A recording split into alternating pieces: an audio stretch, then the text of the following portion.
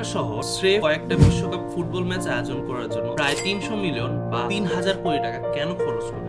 আমরা ভাবি FIFA ticket আর স্পন্সরশিপের সব টাকা নিয়ে যায়, কথা কিন্তু সত্য। কিন্তু এই জায়গায় আসল খেলা খেলে হোস্ট সিটিগুলো ট্যুরিজম ট্যাক্স মেকানিজম বসিয়ে। এসটিআর গ্লোবাল ডাটার রিপোর্ট অনুসারে হোস্ট সিটিগুলোতে হোটেল রুমের ভাড়া স্বাভাবিক সময়ের চেয়ে প্রায় 300% বেড়ে যায়, যেই সুযোগে হোস্ট সিটিগুলোর গভর্নমেন্ট সেই জায়গায় 12 থেকে 17% পর্যন্ত অকুপেন্সি ট্যাক্স বাড়িয়ে দেয়। Global management consulting farm Boston consulting গ্রুপের অনুসারে এই স্রেফ কয়দিনে ফ্যানদের শপিং, হোটেল চলাকালীন এবং রেস্টুরেন্ট বাবদ যে খরচ করে তারা, সেই হিসাবটা দেখলে আপনার পিলে চমকে উঠবে। স্রেফ এই ট্যাক্স মেকানিক এবং ফ্যানদের লোকাল স্পেন্ডিং এর উপর ভিত্তি করে এক একটা শহর এই হোস্ট করার সময় দিনে 160 মিলিয়ন থেকে 480 মিলিয়ন ডলার তারা রেভিনিউ জেনারেট করে। মাত্র 300 মিলিয়ন ডলার তারা যে খরচ করেছিল তার থেকে বেশিও তারা ইনকাম রেভিনিউ জেনারেট করে ফেলতে পারে।